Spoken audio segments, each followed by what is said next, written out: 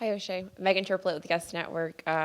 Welcome to Brooklyn. Just how excited are you to join this group, and what have the early conversations been like with you in the front office and the coaching staff? Yeah, I mean it's been great. Kind of been a whirlwind these past few days, but feels like family here in this organization, and obviously I know some of the faces around here, so it's nice to come in here and kind of already have those relationships built. So no, it feels great. It feels great to be here, and I'm excited for this opportunity.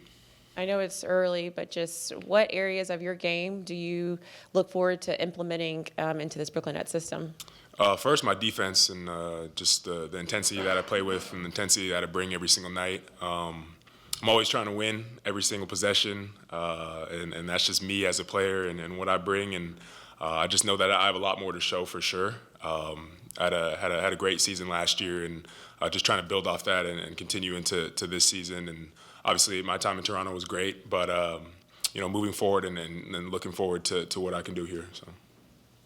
Hey, Ochai. Chris Carino, Nets Radio. Can you elaborate on your connection to Jalen Wilson, what you guys went through in college, Yeah. how close you were, your relationship? Yeah. Jay Will and I, we crossed paths. He's a year younger than me. We played 3 years in college.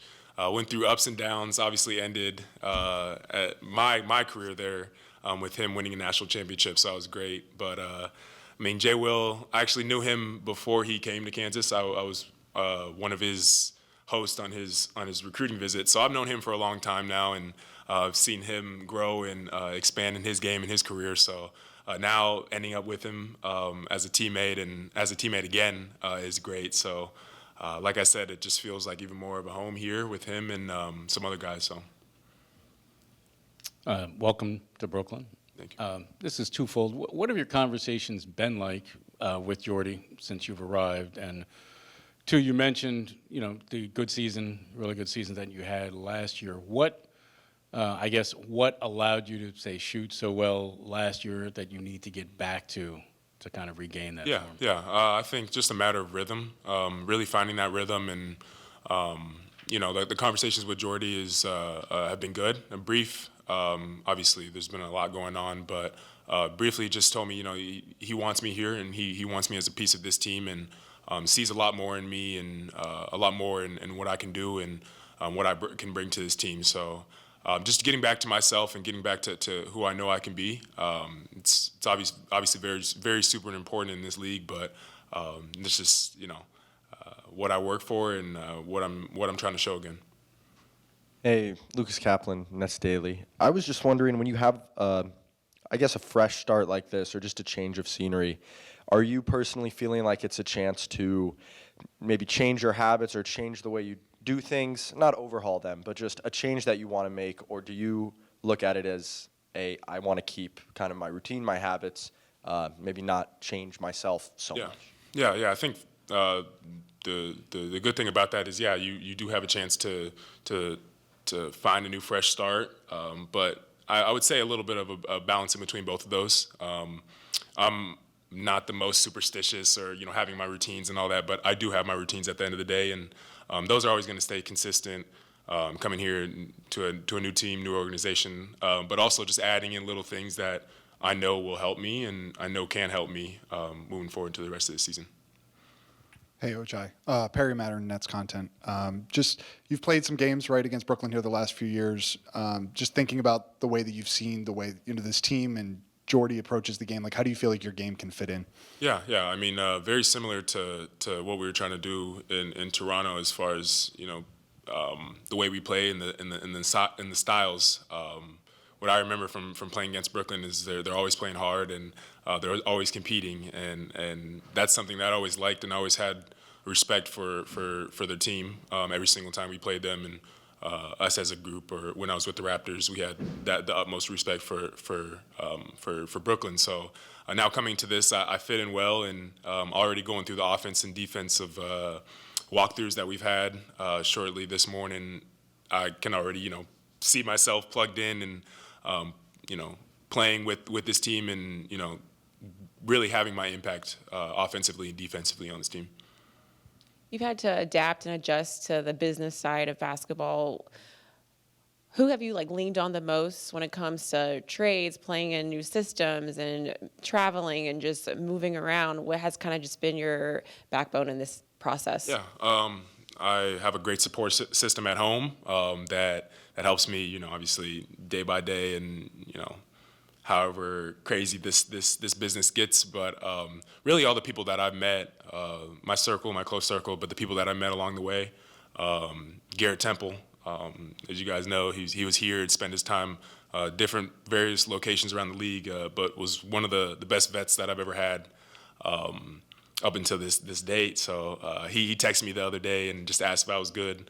He knows that trades can be crazy firsthand, and how that looks. But him coming out and texting me, not anything about the trade, just seeing how I was doing mentally and kind of just checking in on me that way was super special. So I always keep my tabs on with him and other guys from other teams. But for sure, Garrett Temple is someone that'll always be special to me.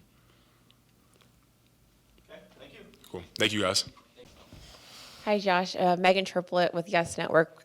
Welcome to Brooklyn. Can you start just by describing just what the last few days and hours have been like for you as you made your way to Brooklyn? I wouldn't even say it's been a few days, maybe like a couple, but it's just that introduction phase, just learning about the culture of the team, what they're about, the different values, defensively and offensively. And outside of that, just been medical stuff, physicals, MRIs, all that. What have some of those early conversations been like as you've gotten to know this organization and the coaching staff and the team? Like I said, just bringing me up to speed. This is my first mid-season transition, so both me and them understand it has to be a lot quicker of a transition. You don't get the luxury of training camp and stuff like that, so it's they understand that it won't be the first couple hours to get everything, but just starting with just the core principles of just the defense and the offense, stuff like that. Yes, welcome to Brooklyn. Thank you. This Brooklyn team is in a little bit of a different, obviously, situation than the one that you're coming from. When you're coming to a team that's this young and they're rebuilding, they're kind of still in talent acquisition mode. Do you see kind of a golden opportunity in front of you, just in terms of minutes and playing time and a chance to carve out a role reasonably quickly? I'd say for me, it's just about just staying true to just the values I've learned over my 3.5 years in the league, in terms of just work ethic. You said it yourself. I've been around some winning organizations for sure. So just understanding, what we did right, understanding what it takes, to really, make those playoff pushes, stuff like that. So I'd say for me, it's just a matter of just remembering, all the stuff that, we value and things like that, and then just sort of, I guess, just bringing that over, carrying that over. Hey, Josh, Chris Carino, Brooklyn Nets Radio. What do you feel are your strengths, your NBA, strengths, how they fit in with this core? And is there anybody over the last, couple of stops that you've leaned on, vets that you've been able to really, see as mentors in this league? I'd say for me, just like my strengths, I'd say just defensively. I'd say I kind of line up perfectly with just like the core values here, in terms of just like, defensive pressure and, just being disruptive on defensive end. Additionally, I feel like my shooting has come such a long way, for sure. I feel like that's something I can confidently, list as one of my strengths. And I know they believe in, taking the right and open shots here, for sure. As far as a mentor, I'm someone that I learned from everybody. Look, if you have a conversation with me one day, I'll learn from you, you know what I mean? I'm just someone that, I try and treat life as just, being a sponge, that's on, off the court. So if you ask me, I feel like I've learned something from everybody I've ever spoken to in my life, and that's including the teams I've been on, whether that be, Ant, whether that be Jalen Clark, whether that be, Jaylen Brown, whether that be, Amari Williams. I feel like, every single time I talk to someone, there's always something to be learned. So, it's just kind of the mindset that I'm bringing over here. Eric Slater, Clutch Points. Welcome to Brooklyn. You got minutes and opportunity earlier this season in Boston, and you had some success. So do you feel like there was anything different that was working for you in your approach, or do you feel like it was just more of a product of you getting that chance? I'd say it was just the hunger I was playing with. That's something I plan on definitely bringing here. Just the hunger and desperation. I feel like that's something that the organization will definitely value, considering, like I said, like just their core principles of just defensively, their mindset of just disruption. I mean, I've looked, I saw we're about 5th, in like pickup point in the league. So I know, it's not just something they're saying, like that's something they definitely value. So just plan on, just bringing that hunger and drive and just that determination, just locking on that. Sharif Phillips Keaton, Nets Wire. Josh, welcome to Brooklyn. You've been a part of some winning teams over the course of your career with the Timberwolves and the Celtics. Coming to a team that's rebuilding and trying to build a foundation, did any of that factor into your mentality when you found out you were being traded here? Did it change anything to your approach? I wouldn't say so. I feel like that would almost imply that if I went to a better team, I'd have a different mentality for it. I feel like just no matter where I went, I would have the same approach. I understand the viewpoint, situationally, between the two teams.